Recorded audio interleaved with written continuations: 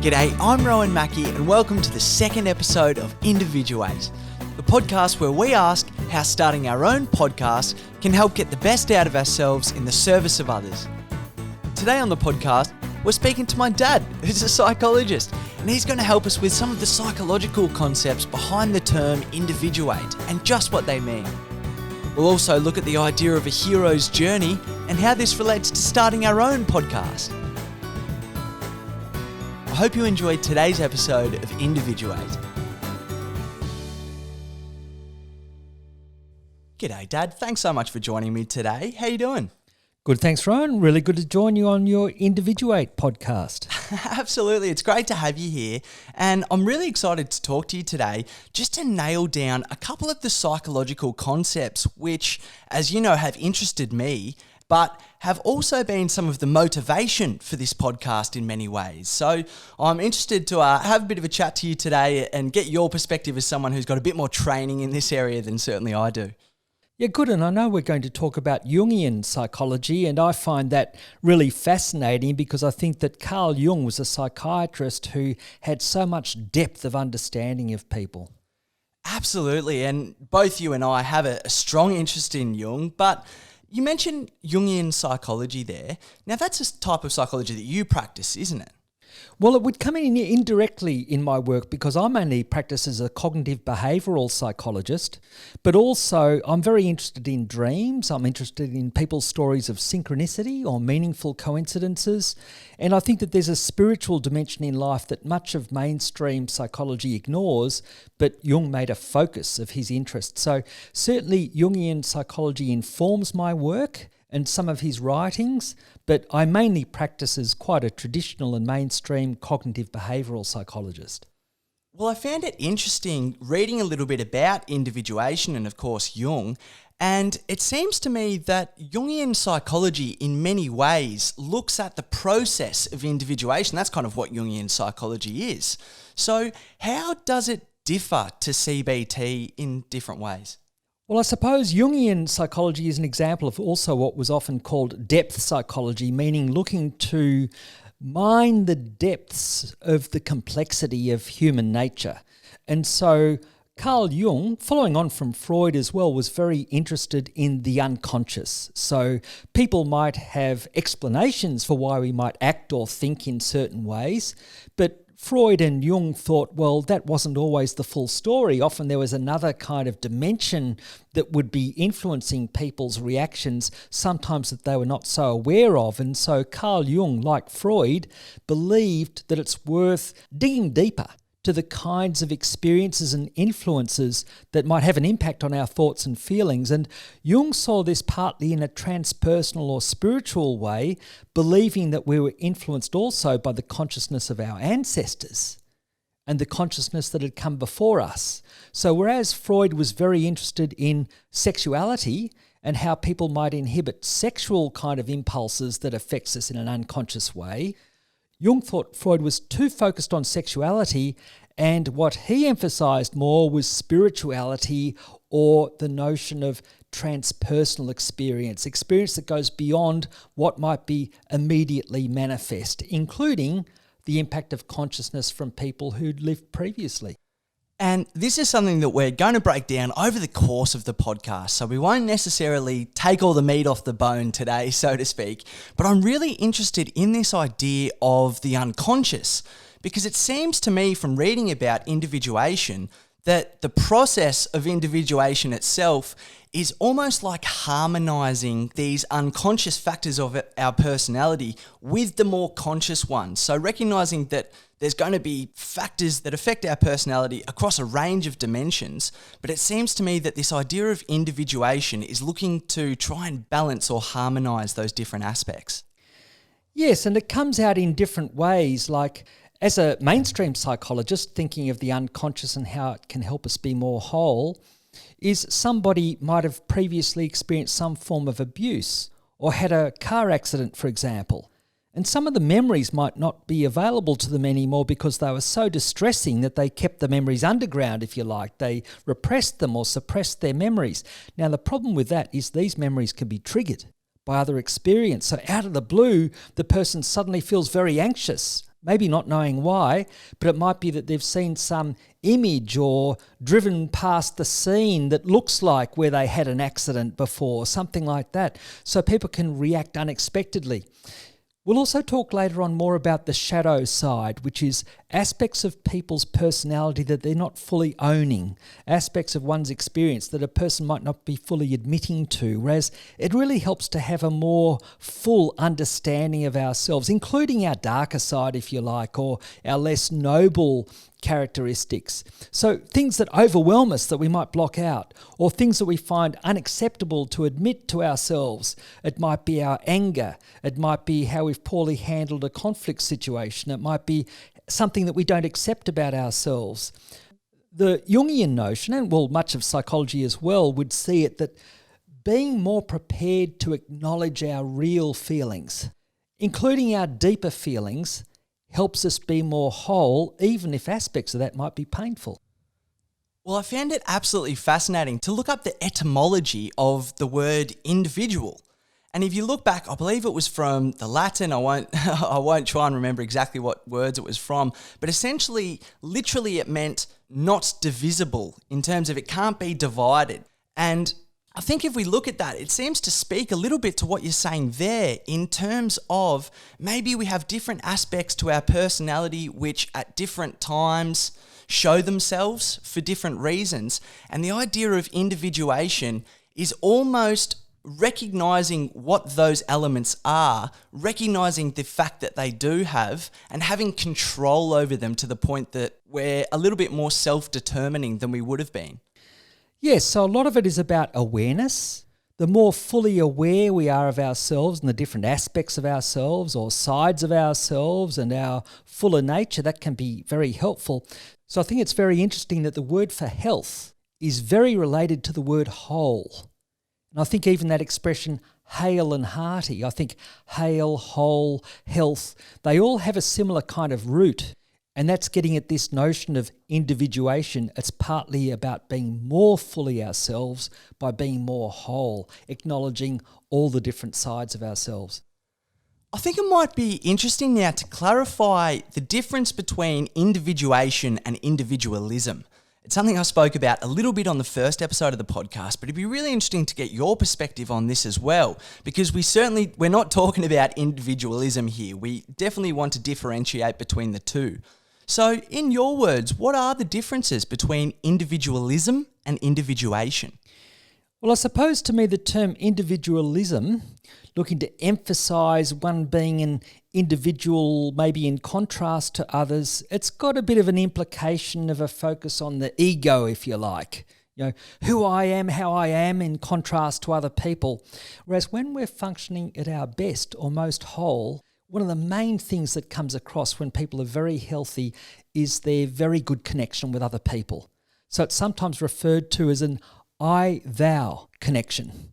This sense of me and you being connected, the sense of the we, the sense of the us.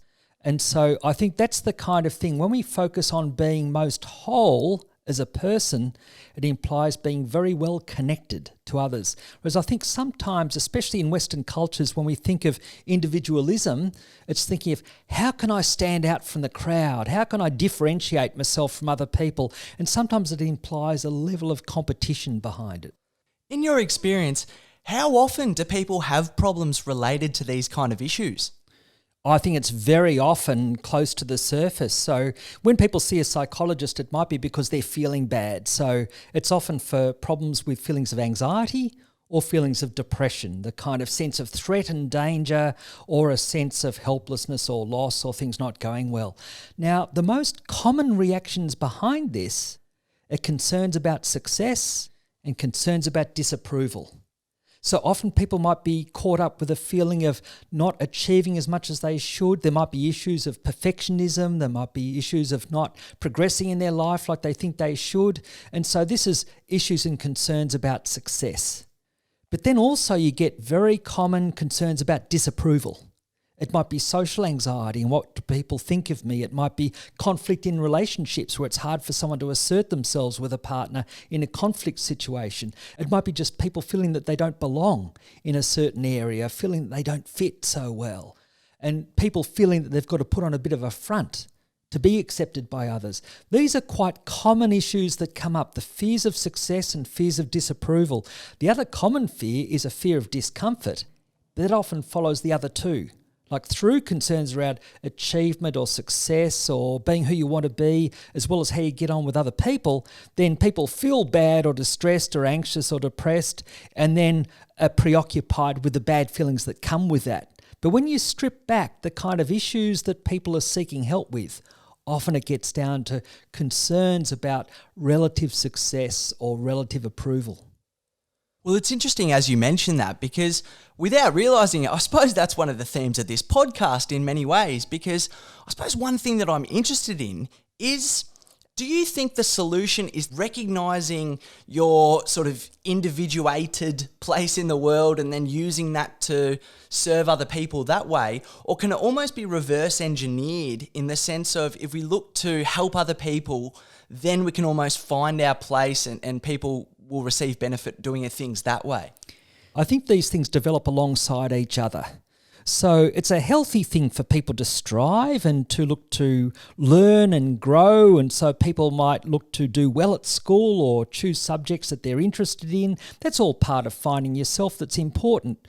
But by the same token, if we aren't getting on well with other people while we're doing that, if we can pursue our own interests to the point where we're alienating other people or not showing consideration or empathy for others or looking to see that other people get a fair go too, then things don't work out too well in the long run. And so to some extent, adolescence is a stage of life where people are exploring how can you go about getting a fair bit of what you want, your own personal interests and needs addressed, but without pissing other people off too much, while still being able to get on well with other people. There's a balance to be found with these things, but when it comes to people being most whole, as you see signs of people being comfortable in their own skin and satisfied with how things are going, which comes easier the more people age, because life is complex and a lot of these things take time, but what you find is people have often figured out a fair bit of what they're interested in, what they like doing,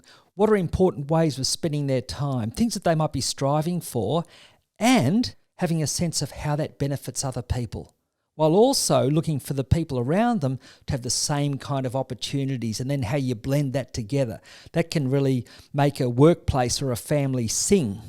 If you can acknowledge your own interests and your own ways of going about things that suit you, but it still serves other people, works in with other people, and again, facilitating others to do the same. That's when people tend to be most happy in their tribe. It's interesting hearing you talk about that there, because as you say that, you almost think, gosh, that sounds like a task. It sounds like not necessarily the easiest thing to do, which it's not in many ways, which is why sort of adolescence can be such a tough part of life. But at the same time, as I look down at my notes here and see what we're going to be speaking about next, I look at the elements of individuation, and we spoke about it a little bit at the start, but to me that seems like some sort of a clue to help us, or at least guide us, to form some of that balance. So we might even go through some of the elements now, and then I think it might be also worth looking at some of the common problems that people present with if they are struggling with a particular element of their personality in some way. So, for example, if we look at individuation, I believe the elements of individuation are the persona, the personal unconscious, and the collective unconscious. And the process of individuation is harmonizing those three elements. So what if we start with the persona? What is the persona? The persona is the face that we present to the world. So it's how we portray ourselves. It's a lot of what's on the surface. So this is a good thing in many ways. It makes difference if we can present ourselves well, and if we're dressed a certain way, if we're hygienic in our appearance, if we take some care with our appearance, that can make a difference to how other people might respond to us. So it does include things like how we dress. It does include things like how we respond to questions about ourselves to other people. It's how we put ourselves forward. And so that's an important kind of thing. And again, through our childhood and certainly through adolescence, people are quite focused on that notion of how we appear to others. But there can be an over-focus. And when you see that come up, again, in a psychology practice setting, is some people feel exceedingly uncomfortable within themselves because they feel that they're presenting such a mask to the world. They might feel they don't know themselves. They've lost a sense of self. And so they feel that if they don't keep on acting a certain way, they won't get other people's approval. Or the other side of it is they might think that they've got some people's approval, but it's only because they're conning them, they're tricking them to think that they're an okay person when really they feel that they're very rotten because they haven't really come to accept and be able to integrate different sides of themselves in a way that, works out more acceptably to them. And so people experience that contrast between how others see them and how they feel in themselves quite acutely, and people experience a great deal of emotional distress if they feel there's a very great difference, very large difference between their persona, how they look to other people, but their sense of themselves, which might be much more negative.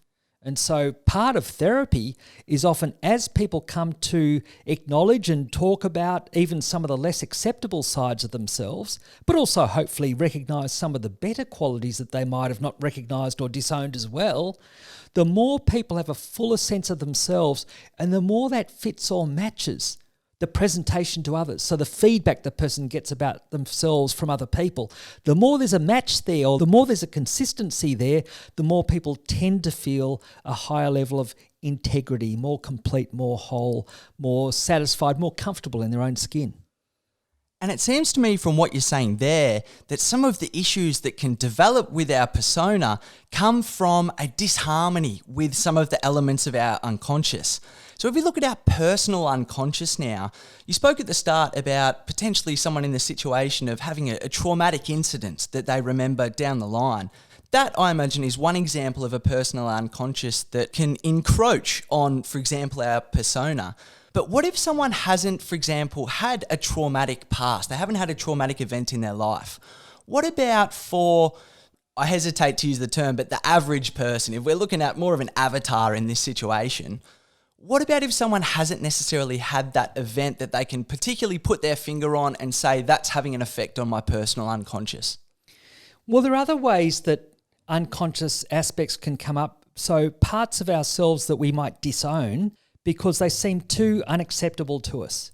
For example, if someone really looks to deny having any inappropriate sexual impulses, for example, they might become a televangelist and tell tens of thousands of people or hundreds of thousands of people on television about the need to be pure, and yet they could be engaging in inappropriate sexual activity elsewhere. It might be an affair, it might be accessing pornography, it might be a range of different things that the person might have a sense of being hypocritical in some ways, but sometimes people can disown that to such an extent.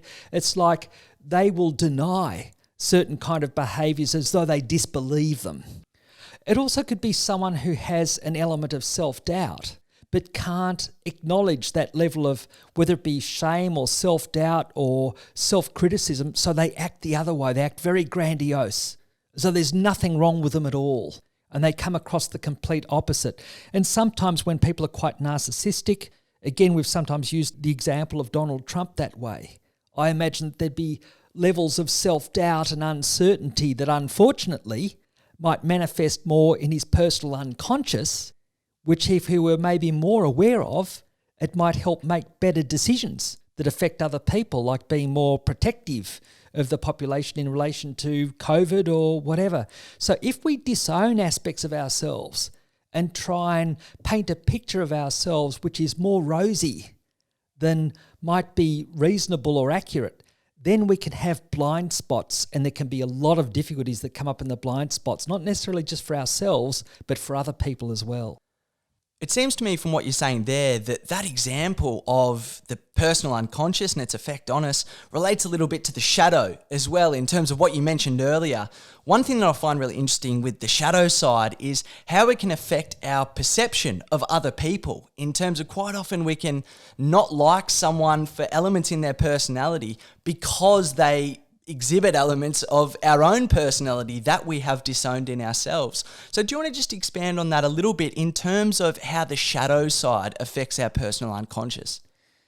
Yes, well, if we disown aspects of ourselves, we're going to tend to look very unfavourably on those characteristics in others.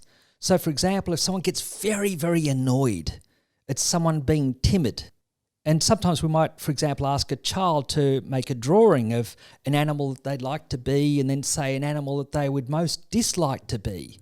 And a boy draws a picture of a mouse. Oh, why would you most dislike to be a mouse? Oh, it'd be very weak. Now, that means that the mouse is a little bit like the boy's shadow, so to speak, the aspects that's disowned.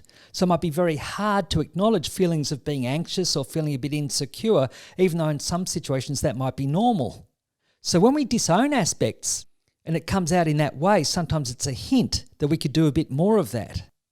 Or just say if I use a couple of examples of my own, I used to find most frustration with colleagues who had a very, very practical way of understanding other people through their behaviour or habits and not really delve so much into people's, say, thoughts, feelings, dare I say, even their unconscious.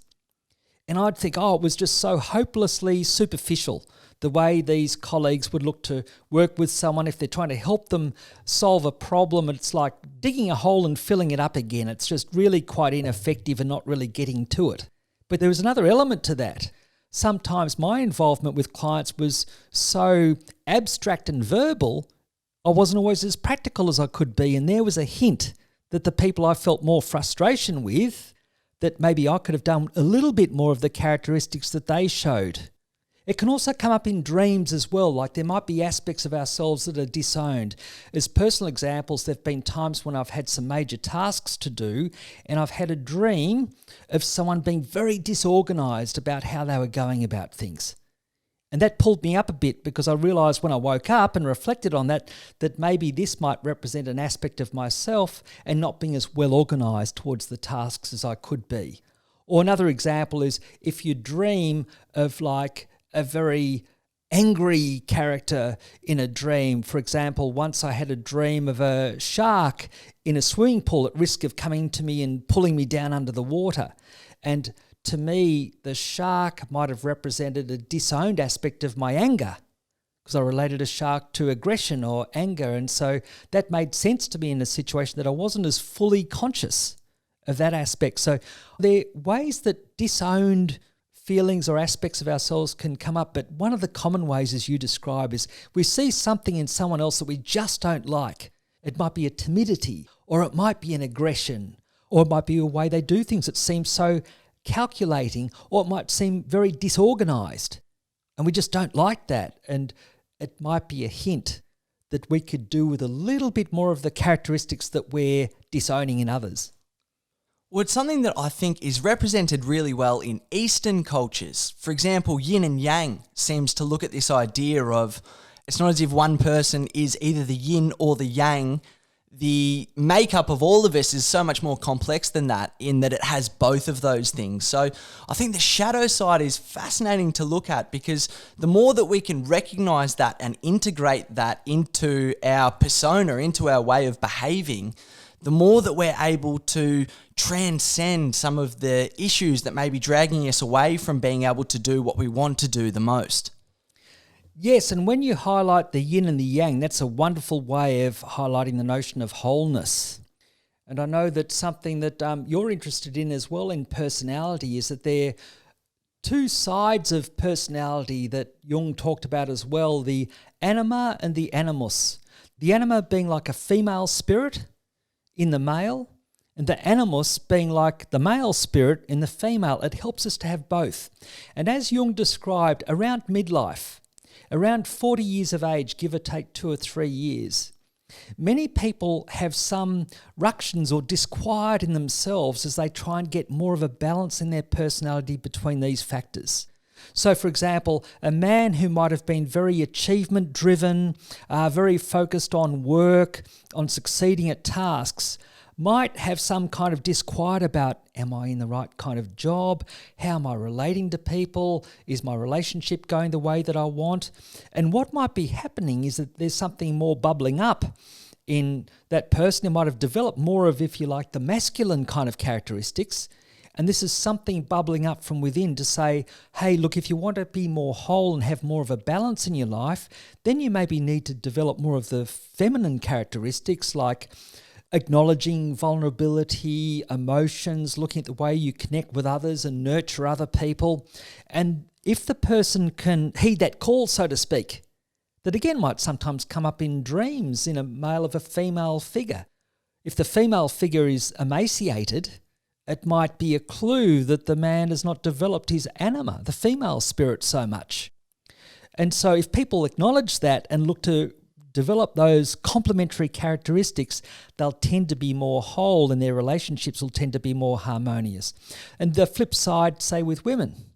Many women would have been in nurturing roles, very focused on relationships, be well versed in expressing their feelings in certain ways. I know this is a little bit stereotyping, but there's a fair bit of truth often in how this goes.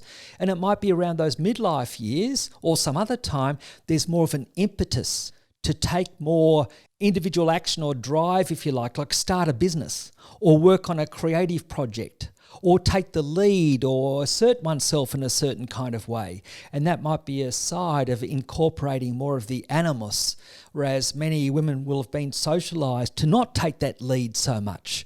But the feelings from within, prompting more of that action, helps add to more balance. Well, it's interesting as you described that there too. It seems to me that the anima and the animus also relate to that idea of the collective unconscious too, because it's a little bit to do with that idea of where we fit into the world in terms of, as you say, it's pretty general to kind of speak in such sort of broad terms for men and women there. But at the same time, many of these attitudes come from social situations. It's not necessarily individually mediated in that way. So where does the collective unconscious fit into this? Because obviously it's not just about where you fit into the world in terms of your gender. What other parts do the collective unconscious play on our mental health, behaviour and happiness? Okay, when I think of the collective unconscious, I think of what Jung referred to the archetypes, which are very pervasive symbols or images or stories that you would find in every culture at every time. For example, every culture tends to have developed from its earliest days someone in the role of a healer, like a shaman, or whether you call it a witch doctor, or someone in that healing kind of capacity. That's like an archetype, if you like. It's like a template, or what even Plato might have talked about as an ideal type of a certain kind of figure or idea. And you can also get archetypes of, for example, a goddess or an archetype of a warrior. And we'll have a sense in ourselves in any culture of who represents a goddess for that culture. It might be a movie star, it might be a singer, it might be a princess, it might be someone in a particular role. Also, warrior kind of notions. All cultures are going to have aspects of warrior images that would have been so important for evolution, to have a sense of being able to defend oneself and attack for the survival of the species. And if we deny that we've got any kind of forceful or aggressive responses in us, then we'll be denying a basic kind of template in life, if you like. So there's certain patterns of behaviour that will have helped evolution, if you like. And it even would show up in the behaviour of bees in a beehive. No individual bee is going to have some kind of design about how you create a beehive, and yet somehow bees collectively come up with this template again and again and again that works.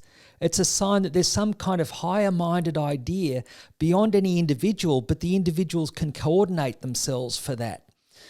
But when I think of how the idea of a collective unconscious comes up, it's like Jung saying that there are ideas or understandings that go beyond our own individual minds or our head. And so one of the ways this came up is that Jung, for about 13 years, was drawing and painting these diagrams of what are called mandalas. It's like, for example, a circular shape divided into quadrants, and it might have quite intricate kind of designs in between. He's drawing and painting these things for 13 years, and he's not come across it anywhere else. Then someone shows him a book, the ancient Chinese text, the I Ching. It's got all these mandalas in it, just like he was drawing it, just like he was painting it. No one had showed him this book before. And he thought, well, how have I come up from my own mind and felt so compelled to draw these figures? How come I've been so compelled to do this, not knowing it existed elsewhere, and then here it's all over the place, say in Chinese culture? And he thought there must be some kind of understanding or consciousness outside our own mind that can inform us. And he came to think that the mandala, with its 4 quadrants, can reflect different aspects of someone's personality that if you combine them, they can become whole, like the polarity of intuition versus practicality and the polarity of thinking versus feeling. Or another one might be introversion and extroversion. But Jung was thinking if you can get a balance between thinking and feeling, intuition and practicality, there's a clue to how you can be more whole. But he also found that this idea, it kind of came from somewhere else outside his own mind. It's almost like he was tapping into something that was there elsewhere. Like Plato used to talk about ideal types, like there might be an ideal table in heaven, if you like, and things on earth might fit that shape. There's still a kind of consciousness outside of what that means. But just one other example of what led Jung to think of this is that he was talking with a schizophrenic patient once in a hospital, and the person pointed outside the window and he said, "Look up at the sun. You can see there's a phallus on the side of the sun blowing wind." What a strange thing for a schizophrenic person to say. But Jung had just been reading up on a story, either he'd read up on it just before or he encountered it just after, of this myth from a different culture, an earlier culture, about the sun having a phallus that blew wind. And Jung's thinking, hey, this young schizophrenic patient, he's barely literate. He hasn't read this. There's a way that people are tapping into a kind of consciousness outside their own head. And that's where Jung also thought, well, I've grown up in a rural setting where people talk about ghosts and spirits and picking up on consciousness from others who've died. And Jung thought there must be a kind of consciousness that goes outside our own heads but still joins us together. And he called it a collective unconscious, and he thought of it as like a seabed with kind of mountains on the seabed, and some of those come above the surface of the sea as islands. And you see all these islands, and they might look like completely separate islands, but they're joined by the seabed. And he thought that we all have our own kind of consciousness that shows above the surface, but under the surface, we're all connected by this transpersonal or collective unconscious that we can kind of tap into in some ways beyond usual awareness. It's interesting from what you're saying there. It seems to me that people who encounter problems with the collective unconscious, it would as much be to do with denying that as it would be anything else. It's not as if people have an awareness with it and it's, for example, leading them astray in some way. It's more that they, for example, don't have a relationship at all. They may be too much focused on that idea of individualism that we were speaking about at the start. So there's less of that focus on how we relate to other people in that way. Yes, and I think there's also a fear of the unknown. And in our culture, certainly in the West, we tend to be so focused on what's rational and evidence-based and what we can easily measure. And when we're talking about things like the unconscious or the collective unconscious, we're talking about things that are very difficult to measure or gauge or directly observe. But that doesn't mean that there are not a lot of signs that things like that might be relevant. For example, how I encounter it with clients is a number of people convey that they've felt they've got a message from a relative who's died. They feel they either heard a voice from a parent that was compelling in what it said, or they found some writing from someone who's died that was so uncannily accurate for what they were going through at the time they felt it meant something significant to them. Or someone might have seen a clairvoyant who somehow tapped into an awareness of very specific things that happened a little time later that leads you to think that there might well be some kind of consciousness, again, beyond the minds of even those who are alive. There can be some kind of vibration or awareness or consciousness that comes from those who've died before. And if we think of quantum physics, which shows that space and time are an illusion, that there's the notion of entanglement, objects can be connected from one side of the universe to the other at an instantaneous moment in time. These are very weird ideas. And if physical objects can be connected at a distance, why not people's minds? And why can't there be some kind of resonance or some kind of vibration or some kind of influence of a consciousness from the past on the consciousness now? But at very least, information is also conveyed from the past to the present in terms of genetic material.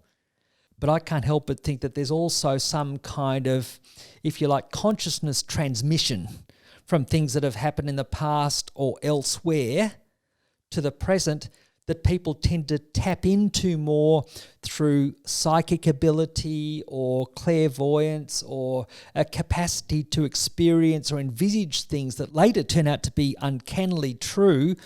We tend to dismiss that in Western cultures, but I've heard so many client stories of experiences that way.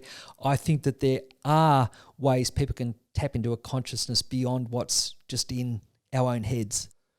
One thing I find really interesting about the collective unconscious that you speak about there and the archetypes is how it relates to the idea of a calling.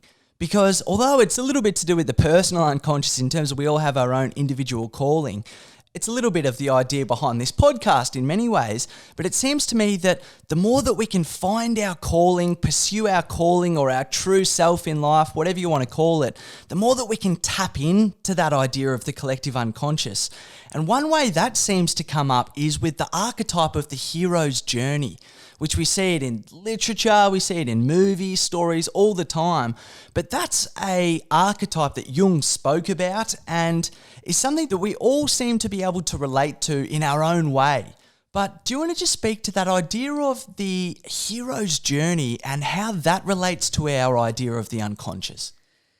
Yes, well, the hero's journey is such a fundamental story of life that so many people relate to, and it comes up very often in psychotherapy or when people seek help at a psychology practice, and it comes up a lot in creativity, such as writing a book or making a podcast. And it's to do with this. There are 4 stages in the hero's journey. You can say that there are more, but there are 4 key kind of stages.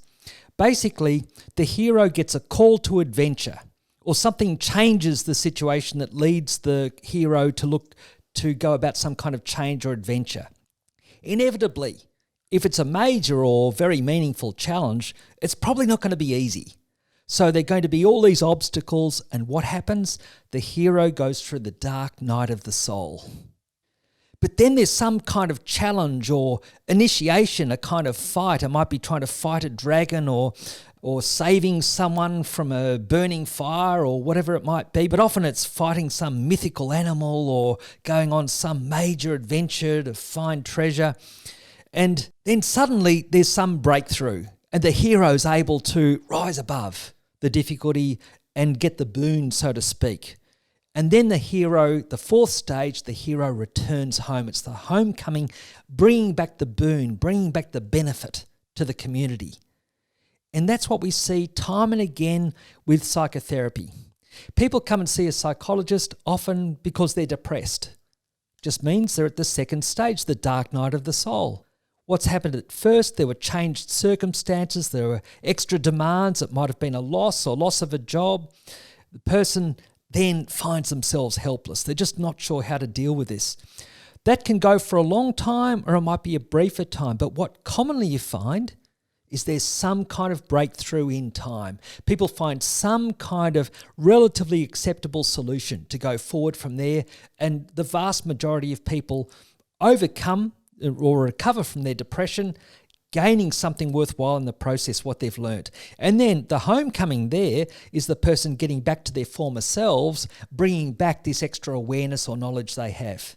And then we can relate it to the creative cycle. So making a podcast, people have an idea or they're stimulated or they're energized and think, I'm going to do this. Then inevitably, if it's something which is meaningful and it's going to involve a degree of challenge, there are going to be parts that aren't easy. People will feel stuck. They'll run out of ideas. They'll think this is just such rubbish. I can't see any way of sorting this out. The dark night of the soul. Then there might be some kind of aha experience. I can see a way through this, or at least I can muddle through this or find a halfway solution, and then maybe that improves over time. And then afterwards, people consolidate on the idea by, for example, completing the podcast, the book, whatever it is, maybe having to reconcile with oneself. It mightn't be as perfect as one hoped, or it mightn't be the giant killer, if you like, that the person might have hoped it would be, but often very worthwhile creative activity. And if we're going to engage in any main venture in life, if we're going to tackle anything that really counts, worthwhile, but there's some difficulties to it, we might as well anticipate we're going to spend some time in the dark night of the soul. And if we recognise the archetype, that universal story, if you like, which also is like summer, autumn, winter, spring. At winter, might be hard to see it, but there's going to be a spring. It's also the way that our cells function in our body through different stages. When our cells divide, it looks like a complete mess. They're coming apart. But that enables new cells to form and proliferate. That's part of the basic nature of life. So the hero's journey relates to the seasons of the year, creative acts, dealing with emotional stress. It's an archetypal, an eternal story of life. And that's where I think a podcast is such a good opportunity to go on our own hero's journey in some ways, in terms of it's inexpensive. We're not necessarily risking a whole lot. We're certainly not risking our safety in any way. It is more about exploring this idea of the hero's journey for ourselves. And one other thing that I like about the idea of the hero's journey is it seems to me, in looking at some of these stories, is that the hero's never in a situation where he really goes at it alone and sort of manages to accomplish everything off his own bat and sort of sits out there as a little island of achievement with no help from anyone else. In all of these stories, there's companions. There, you might come across someone on the road, whether it be Hermione and Ron in Harry Potter or whoever it is. But the idea of the hero's journey is not necessarily just to go at it our own and forge our own path in that way. It's actually about recognizing where other people fit into the story as well, and where they can offer support and offer value and guidance and this sort of thing too. So I mentioned it briefly last week on the podcast, talking about Jung's idea of individualism. I believe he spoke about individualism in terms of where our own protagonist in our own epic venture, not needing the assistance from others, was sort of the notion of it. So if we differentiate that from the idea of the hero's journey, which is what we're trying to talk about on this podcast, it's about recognizing the strengths that we have, looking to develop those where possible, but at the same time, others are an important part of the story too. Very much. It very much helps to have fellow travellers. It helps to have collaborators. I think one thing that you're getting at too is it can be really helpful to have mentors. And I've usually had mentors at different stages of my career that help so much more at times in certain ways than what you can get out of a book. And so part of it is being open to opportunities that come up. We might look out for opportunities, but sometimes opportunities might come to us. But yes, a very important part of the hero's journey is drawing on the help of others. And it's interesting talking about that idea of a mentor there, because one of the other main archetypes to represent the finished result of the process of individuation is the idea of the wise old man or the wise old lady.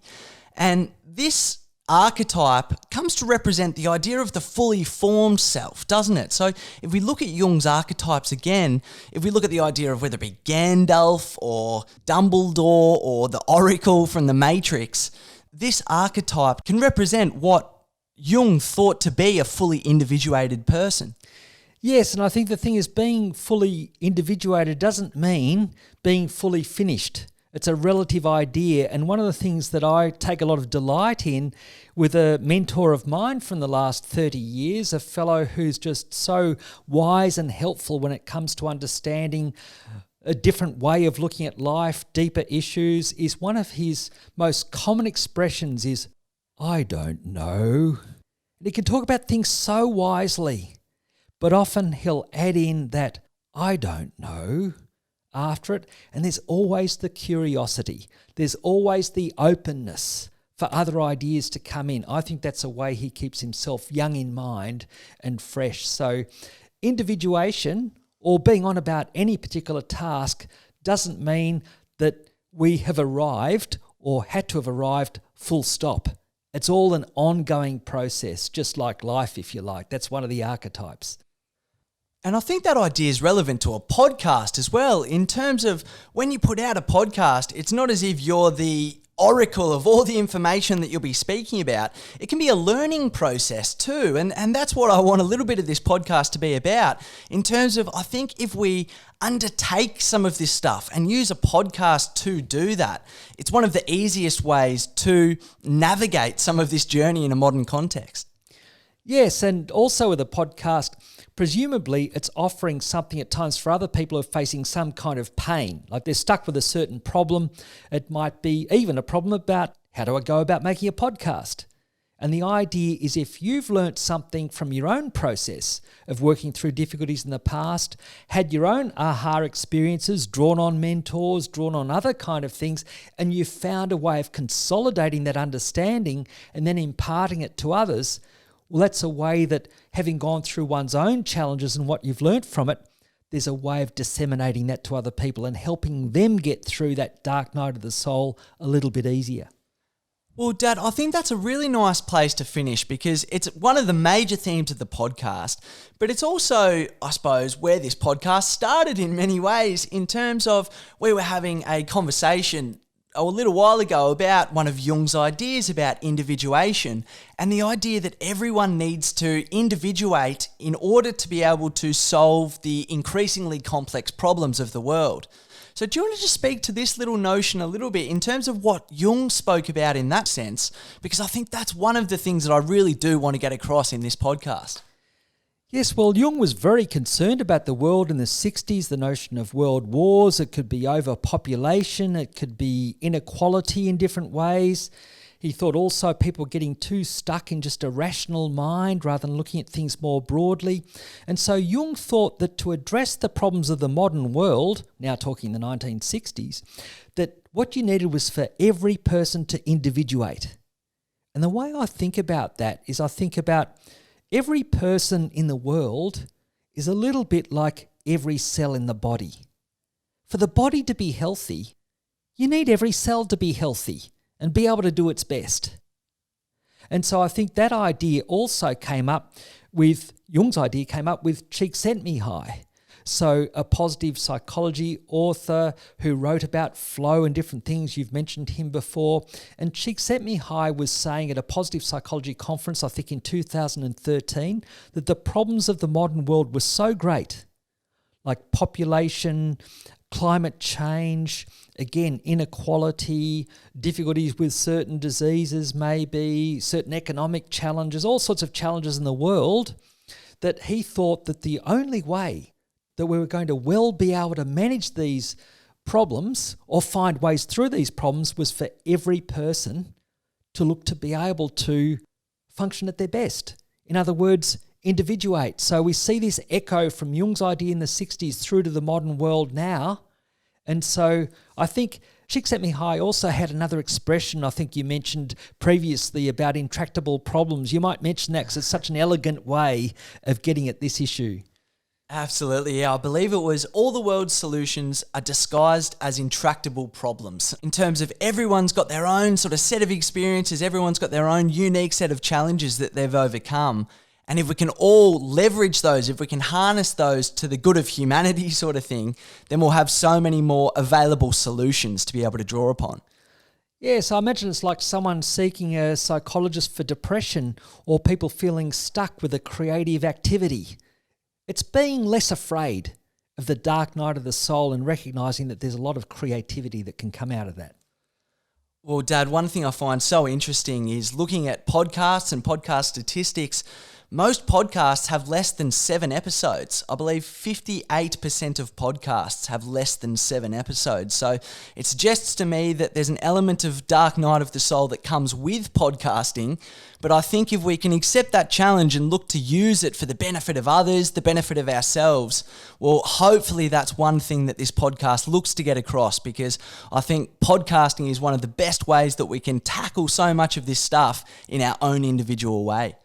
It sounds like psychotherapy again. It's not just having the change, but consolidating. So it sounds like partly what you're on about is having that creativity to first muddle or get through, but then consolidating and being able to continue to produce what you're looking to produce. Absolutely, Dad, and thank you so much for chatting with me about all this today. It's been good to be able to nail down some of the psychological concepts and get a better understanding of where a lot of this stuff comes from. So thanks for spending the time. Thanks for inviting me, Rowan.